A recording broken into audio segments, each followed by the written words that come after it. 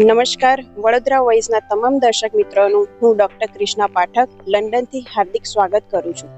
આજે 15મી ફેબ્રુઆરી એટલે મહાશિવરાત્રિના પર્વ પર તમામ દર્શકો ભક્તિ, સંગીત અને સાધના સાથે શ્રી ભોળેનાથને રીંઝાવે છે અને એમની પૂજા કરીને, ભજન કીર્તન કરીને ભોળેનાથની પૂજા કરે છે. તો આજે આપણે લંડનમાં હંસલો ખાતે જૂનાગઢથી આવેલા શ્રી મયુરભાઈ શાસ્ત્રી સાથે વાતચીત કરીશું અને એમની પાસેથી આપણે ખાસ ચર્ચા કરીને જાણીશું કે મહાશિવરાત્રિનું પર્વ એ કેવી રીતના ઉજવવામાં આવે છે અને કેવી રીતના ભક્તિ અને સાધના કરવામાં આવે છે. તો મયુરભાઈ શાસ્ત્રી, આપનું હાર્દિક સ્વાગત છે. તો આપ જણાવશો કે મહાશિવરાત્રિના પર્વ પર દરેક ભક્તો કેવી રીતના સાધના અને ભક્તિ અને શક્તિ નું પર્વ ઉજવે છે એ વિશે આપ જણાવશો. સૌને મહાદેવ હર, જય શ્રી કૃષ્ણ. આજે આપણે જોઈએ કે મહાશિવરાત્રિ એટલે સનાતનીઓ માટે, સનાતન ધર્મની અંદર જે લોકો વસે છે એ બધા જ માટે ખૂબ મહત્વનો દિવસ છે. એવું કહેવામાં આવે છે કે આજના દિવસે જ બ્રહ્મા અને વિષ્ણુ એ બંને દેવતાઓ વચ્ચે, ભગવાન વચ્ચે યુદ્ધ થયેલું હતું. બ્રહ્માજીને જ્યારે પોતાની સૃષ્ટિ બનાવવાનો મોહ થયો હતો એ સમયે વિષ્ણુ ભગવાન સાથે એમનું યુદ્ધ થયું અને એ યુદ્ધ દરમિયાન જ યુદ્ધની અંદર મહેશ્વરાસ્ત્ર, પાશુપતાસ્ત્ર આવા બધા અસ્ત્રો દ્વારા એકબીજા સામે યુદ્ધ કરતા હતા. અને એ જ સમયે કહેવામાં આવે છે કે મહાવદી 14ના દિવસે ભગવાન શિવ સાક્ષાત એ અગ્નિ સ્વરૂપે, સ્તંભ સ્વરૂપે ત્યાં બંનેની વચ્ચે પ્રગટ થયા હતા. એ દિવસ હોય તો એ આ મહાશિવરાત્રિનો દિવસ છે. એટલા માટે આજના દિવસનું ખૂબ જ સારું મહત્વ છે. આજના દિવસે કરેલી શિવ પૂજા છે એ ઉત્તમ ફળ પ્રદાન કરવા વાળી છે. તો મયુરભાઈ શાસ્ત્રીજી, કે શિવરાત્રિના દિવસે લોકો ઉપવાસ અને જાગરણ કેમ કરે છે, તો એના વિશેનું મહત્વ આપ જણાવશો. શિવરાત્રિના દિવસે એક તો ઉપવાસ કરવાનું મહત્વ છે અને બીજું જાગરણનું મહત્વ છે. કારણ કે એવું કહેવામાં આવે છે કે શિવરાત્રિના દિવસે જ પૃથ્વીથી બધા જ ગ્રહો અને બ્રહ્માંડીય જે તત્વ છે એ એકદમ નજીક હોય છે. અને કહેવાય છે કે આ દિવસે ઉપવાસ કરવાથી આપણા શરીરની અંદર જે 7 ચક્રો છે એ 7 ચક્ર શુદ્ધ થાય છે. અને જાગરણ કરવાથી 24 કલાક સુધી મહાદેવની પૂજા કરવાથી, 8 પ્રહરની ભગવાનની પૂજા કરવાથી એ ભગવાન આપણા ઉપર પ્રસન્ન થાય છે. અને કહેવાય છે કે કાલરાત્રિર, મહારાત્રિર, મોહરાત્રિશ્ચ દારુણા, 3 રાત્રિ મહત્વની છે. એમાં એક આ મહારાત્રિ કેતા એ શિવરાત્રિનો જે સમય છે, કાલરાત્રિ એ શિવરાત્રિનો જે સમય છે એ પણ પરમ પવિત્ર છે. એટલા માટે દિવસ કરતા પણ રાતના જે 4 પ્રહર હોય એ સમયની અંદર મહાદેવની પૂજા કરવાથી વિશેષ ફળ પ્રાપ્ત થાય છે. એટલા માટે આજના દિવસે જાગરણ કરવું જોઈએ અને વિશેષની અંદર ઉપવાસ કરવાથી કહેવાય ઉપકેતા નજીક અને વાસ કેતાય રહેવું. ભગવાનની નજીક તમે જેટલા જઈ શકો એટલું સારું તમારા માટે. એટલા માટે ઉપવાસ પણ કરવો જોઈએ. તો દર્શક મિત્રો, મયુરભાઈ શાસ્ત્રીએ હાલમાં જ હંસલો ખાતે જલારામ ઝૂંપડી મંદિર છે ત્યાં મહાશિવ પુરાણનું કથાનું આયોજન કરવામાં આવ્યું હતું. તો એમની સાથે આપણે જાણીશું કે મહાશિવ પુરાણમાં શું ખાસ ઉદ્દેશ છે અને શું કહેવા માંગે છે. તો મયુર શાસ્ત્રીજી, આપ જણાવશો. શિવ પુરાણની અંદર શિવજીની બધી જ કથાઓ, શિવજીનું પ્રાગટ્ય અને એમના દ્વારા જ બ્રહ્મા, વિષ્ણુ અને રુદ્રનું જે પ્રાગટ્ય છે એમનું ચર્ચા છે. વિશેષની અંદર શિવ પાર્વતીના વિવાહ અને શિવજીના 97 થી વધારે અવતારોની ચર્ચા આ શિવપુરાણની અંદર આપેલી છે.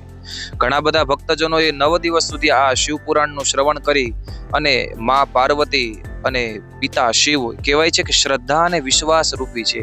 તો એ શ્રદ્ધા અને વિશ્વાસ ભગવાન પ્રત્યેની આપણી કઈ રીતે વધે એ જ શિવપુરાણની અંદર બતાવવામાં આવેલું છે.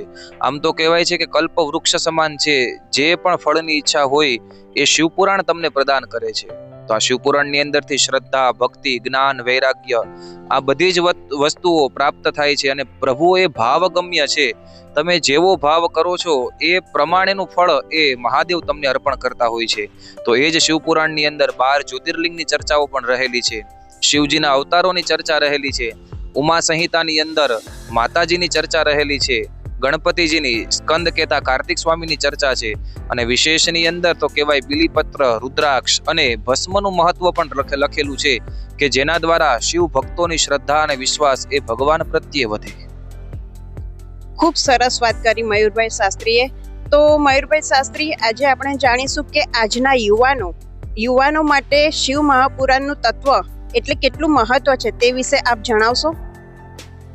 આમ તો શાસ્ત્રો પ્રમાણે અને ભગવાનની સ્તુતિ પ્રમાણે એવું કહેવામાં આવે છે કે તવ તત્વમ ન જાનામી કીદૃશોષી મહેશ્વર યાદૃશોષી મહાદેવ તાદૃશાય નમો નમઃ. કીધું છે કે ભગવાનનું તત્વ એ ઋષિ મુનિઓ પણ નથી જાણી શક્યા. તો સામાન્ય માણસો માટે તો એ ખૂબ અઘરું છે, પણ સરળ ભાષાની અંદર આપણે સમજીએ તો શિવ માત્ર નામ લેવાથી પણ મનુષ્યના જીવનની અંદર કલ્યાણ થાય છે. જે વ્યક્તિ નિત્ય ષડાક્ષર ઓમ નમઃ શિવાય આ મંત્રના પોતાના ઘરની અંદર ખાલી જપ કરે ને તો કહેવામાં આવે છે કે એ બધા દુર્વ્યસનોથી દૂર ભાગે છે. નેગેટિવિટી નકારાત્મક ઉર્જાઓથી એ વ્યક્તિ દૂર ભાગવા લાગે છે. માટે શિવ તત્વ છે એ યુવાનો માટે, નાના બાળકો માટે અને વૃદ્ધો માટે બધા જ માટે કલ્યાણકારી પ્રદાન થાય છે. શિવ છે એ સાક્ષાત કલ્યાણ છે. માટે આ શિવ પુરાણની કથાઓ અને શિવ તત્વ છે એ મનુષ્ય માત્રનું કલ્યાણ કરવા માટે જ આપણી વચ્ચે ઋષિ મુનિઓ અને વેદવ્યાસજીએ પ્રગટ કરેલું છે. શાસ્ત્રીજીએ હાલમાં જ લંડનમાં શિવ પુરાણ મહાકથા કરી, તો આપણે એમના દ્વારા જાણીશું કે મહાશિવ પુરાણનો અનુભવ એમનો લંડનમાં કેવો રહ્યો. 3 તારીખથી તારીખ 3/2/2026 થી 11/2/2026 સુધી 9 દિવસીય શિવ મહાપુરાણનું આયોજન જલારામ ઝૂંપડી હંસલો ખાતે જલારામ સેવા ટ્રસ્ટ દ્વારા થયેલું હતું. ભાગવતજીની અંદર એવું લખેલું છે ભક્તિ મહારાણીએ કે જો મને અહીંયા કોઈ નહીં સાચવે તો વિદેશમ ગમ્ય તે મયા, કે હું વિદેશની અંદર પણ ચાલી જઈશ. જ્યારે આપણે ભારતથી જોતા હોઈએ ત્યારે આપણને એવું લાગે કે વિદેશની અંદર લોકોની અંદર ભક્તિ નથી, શ્રદ્ધા નથી, પણ ખરેખર આ વાત જ્યારે તમે વિદેશની ધરતી ઉપર આવીને સત્સંગ કરીએ એ સમયે આપણને સમજાય કે અહીંયાના લોકોની અંદર પણ ભગવાન પ્રત્યે ખૂબ શ્રદ્ધા છે, ભગવાન પ્રત્યે ખૂબ વિશ્વાસ છે. અને જેટલા પણ શ્રોતાજનો હતા એ બધાએ ખૂબ પ્રેમથી, ખૂબ ભાવથી ભગવાનની કથાઓનું શ્રવણ કરેલું છે. અરે ખાલી શ્રવણ નહીં પણ એમનું મનન અને ચિંતન પણ કરેલું છે. કારણ કે શ્રવણ છે તો પ્રારંભ છે. શ્રવણ કર્યા પછી એના અંદરથી કાંઈક મનન થાય, કાંઈક ચિંતન થાય, એટલે લોકો બીજા દિવસે આવીને પ્રશ્ન પૂછતા કે મહારાજ આ ભસ્મનું તમે આવું મહત્વ કીધું તો એમાં એ કેવી ભસ્મ લેવી જોઈએ, તમે રુદ્રાક્ષનું આવું મહત્વ કીધું તો એ રુદ્રાક્ષ કેવો પહેરવો જોઈએ. કારણ કે આપણા શાસ્ત્રોનો નિયમ છે કે જ્યાં પ્રશ્ન થાય ત્યાં જ પુરાણની રચના થાય છે. સૂત નામના પુરાણી, શૌનક વગેરે ઋષિમુનિઓ પ્રશ્ન કરે છે ત્યારે એ સૂત નામક પુરાણી એમના જવાબ આપે છે. તો પ્રશ્નમાંથી જ કૃષ્ણ ઉદ્ભવે છે. તો એ જ રીતે લોકોના પ્રશ્ન, નિત્ય નવા પ્રશ્નો આવતા, એટલે એ પ્રશ્ન ઉપરથી આપણને ખબર પડે કે વ્યક્તિની અંદર, ભક્તોની અંદર ખૂબ જ શ્રદ્ધા છે કે જેના કારણે શિવ પુરાણ હોય, બીજી કથાઓ હોય, એમનું મહત્વ વિદેશની અંદર પણ ખૂબ રહેલું છે. ખૂબ જ સરસ વાત કરી શાસ્ત્રીજીએ. તો શાસ્ત્રીજી આપ જણાવશો કે આજ મહાશિવરાત્રીના દિવસે અહીંયા હંસલો ખાતે શું શું આયોજન કરવામાં આવ્યું છે? અને જલારામ ઝૂંપડી ખાતે દર વર્ષે જે પણ કોઈ સનાતન તહેવારો, ઉત્સવો હોય એ બધાના આયોજન થાય છે. 15 તારીખે શિવરાત્રીના દિવસે સવારથી ભક્તો દ્વારા મહાદેવનો અભિષેક થશે.